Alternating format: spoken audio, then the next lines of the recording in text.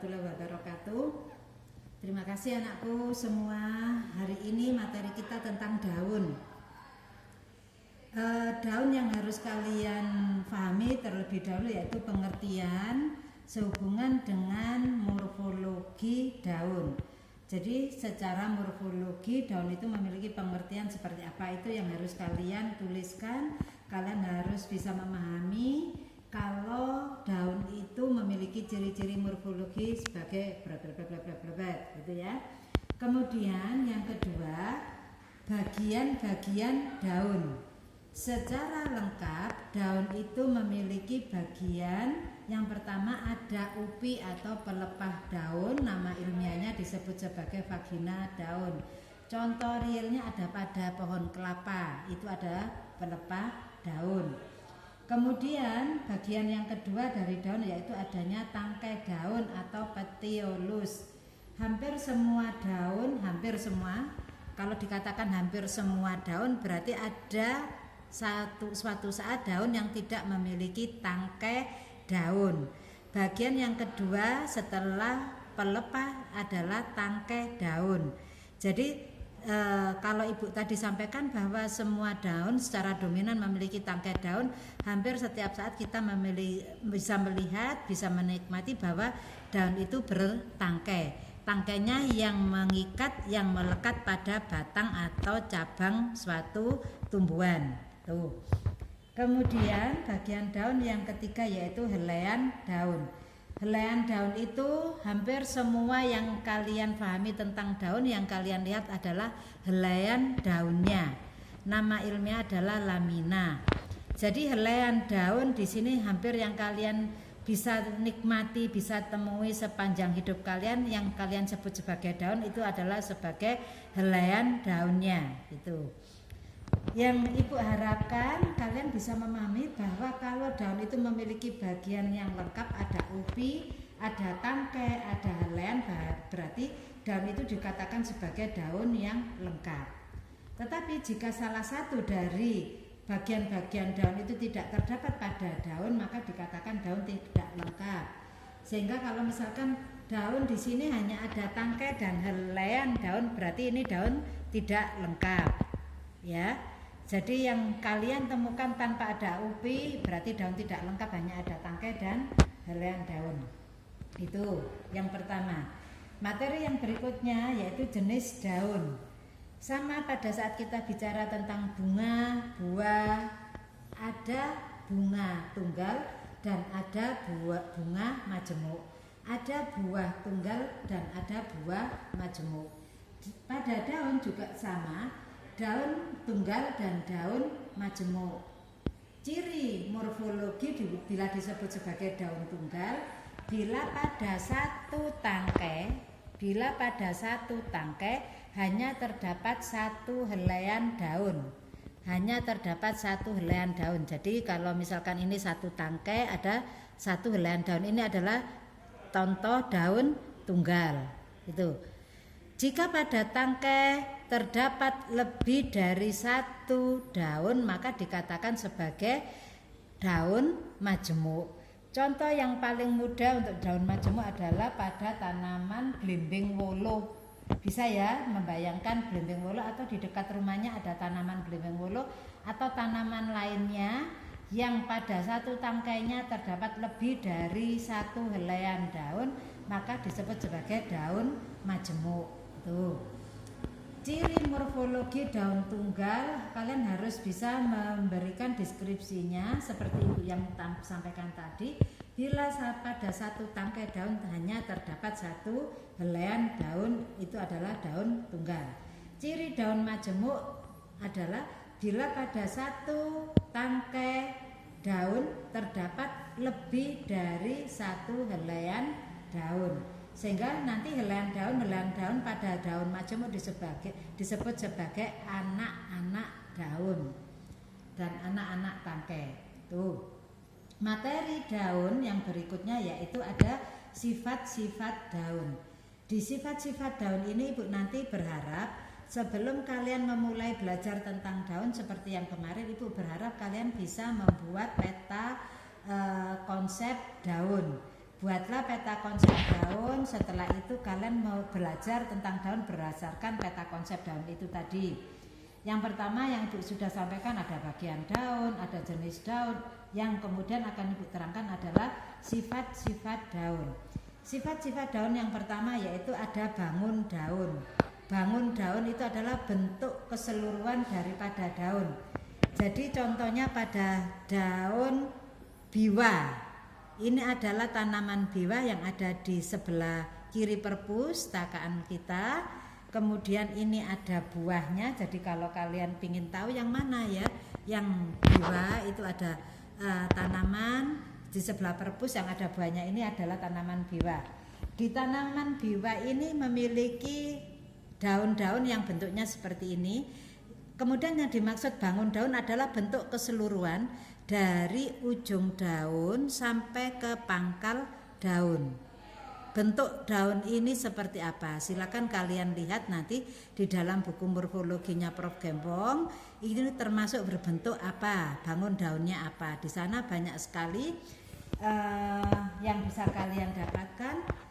Kalian diminta Ibu untuk membuat peta konsep itu supaya kalian tahu nanti daun yang kalian hadapi untuk diamati termasuk daun yang berbangun seperti apa gitu ya. Kemudian sifat daun yang kedua adalah ujung daun. Seperti yang tadi Ibu sampaikan, ujung daun ini ada tanaman Salvia elegan.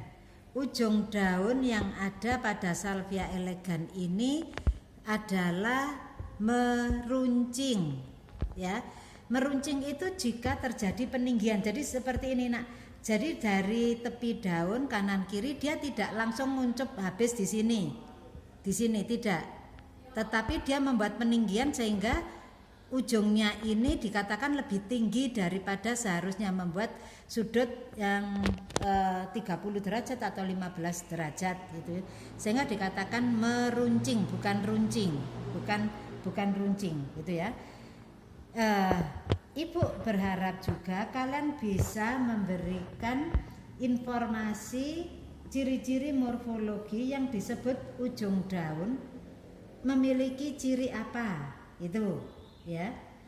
Seperti yang Ibu sampaikan tadi, ini contoh saja. Ujung daun adalah pertemuan sisi tepi kiri dan sisi tepi kanan. Nah, ini tepi kiri misalkan dan tepi kanan dari helaian daun itu membentuk ujung daun.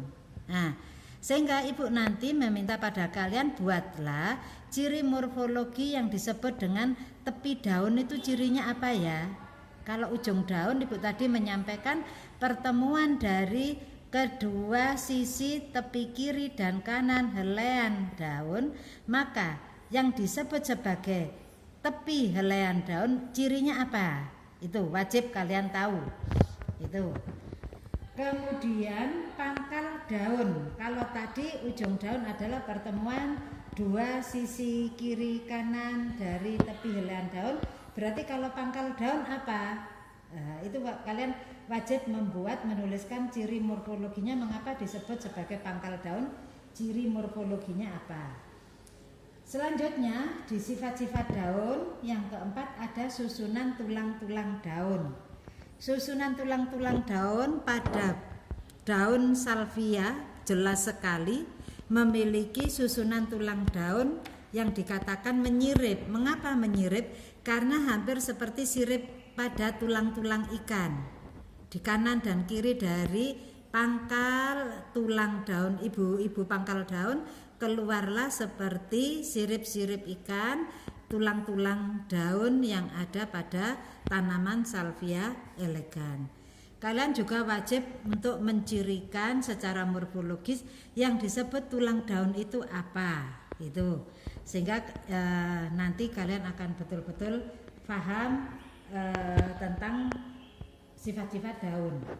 Kemudian sifat daun yang berikutnya adalah tepi daun, yang seperti Ibu tadi sampaikan, tepi daun pertemuannya membentuk ujung daun, gitu.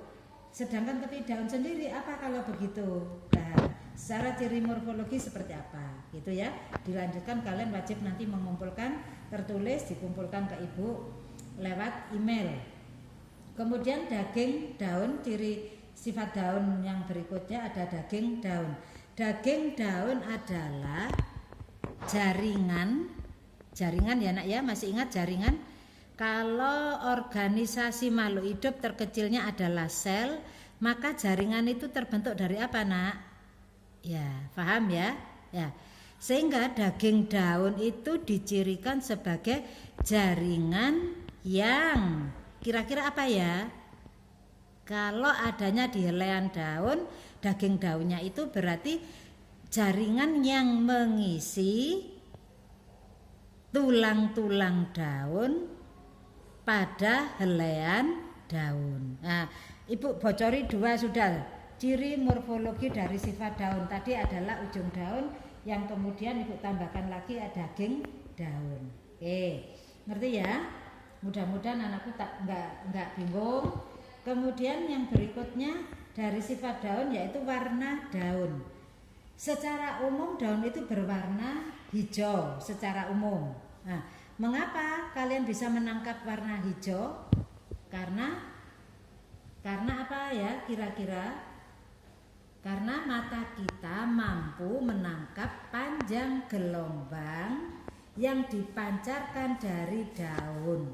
Sehingga warna daun yang hijau itu tertangkap juga oleh indera mata kita sebagai warna hijau. Jika ada warna yang lain, apakah itu seperti bayam merah, seperti tanaman yang memiliki daun yang putih, memiliki daun yang berwarna biru dan lain sebagainya, itu terkait dengan panjang gelombang yang dipancarkan oleh bagian-bagian tanaman yang bisa ditangkap oleh mata seseorang. Itu adalah warna gitu. Karena kita membahas daun, maka warna daun. Gitu ya nak ya. Warna daun kalian bisa tadi sudah Ibu sampaikan ciri morfologinya seperti itu. Kemudian yang berikutnya sifat dari daun itu adalah permukaan daun. Permukaan daun itu adalah hal yang lumrah bisa kita lihat. Umumnya halus, umumnya adalah lembut, umumnya tidak memiliki bagian-bagian yang bersifat kasar dan lain sebagainya. Tetapi ada juga kalau yang Ibu pegang sebelah tangan kanan itu permukaannya halus. Jadi kalau dipegang halus, licin. Itu. Ada contoh lain adalah daun dari bunga melati. Ini juga halus. Nah, tetapi pada tanaman salvia, kalau sempat kalian nanti ke kampus datang, kalian pegang permukaannya ada rambut-rambutnya. Sehingga berbeda dengan bougainville, dengan bunga melati ataupun tanaman yang lainnya. Karena di sini ada rambut-rambutnya. Jadi tidak halus, tidak mulus gitu. Itu yang disebut sebagai permukaan daun. Kalian nanti di dalam pengamatan daun wajib menyebutkan, mendeskripsikan semua sifat-sifat daun yang sudah Ibu sampaikan tadi. Sehingga kalau tadi di awal Ibu bilang pada kalian harus membuat peta konsep, bekerjalah lewat tuntunan peta konsep yang sudah kalian tuliskan, yang kalian buat gitu ya. Setelah sifat-sifat daun, Ibu akan lanjutkan untuk materi yang minggu depannya lagi. Jadi minggu setelah UTS ini materi kita daun 1, isinya adalah bagian-bagian daun, jenis-jenis daun tadi tunggal dan majemuk, kemudian sifat-sifat daun, itu materi daun 1. Itu. Kemudian untuk minggu yang berikutnya depannya, tanggalnya Ibu kok gak bawa kalender ya, wis kalian lihat dulu. Kalau tanggal 5 itu hari Minggu, tanggal 6 kalian sudah wajib masuk kuliah kalau normal karena ada COVID pandemi, sehingga kalian diminta untuk belajar di rumah. Sehingga di minggu mulai tanggal 5 itu daun 1. Terus minggu depannya daun 2. Daun 2 itu materi kita terkait dengan jenis daun tunggal dan jenis daun majemuk. Tuh. Ibu ulangi, jenis daun tunggal dan jenis daun majemuk. Sementara di sini dulu sebagai PR untuk kalian supaya kalian tahu di jenis daun tunggal ada apa saja duduknya, kemudian di jenis daun majemuk ada apa saja jenisnya, gitu ya. Assalamualaikum warahmatullahi wabarakatuh.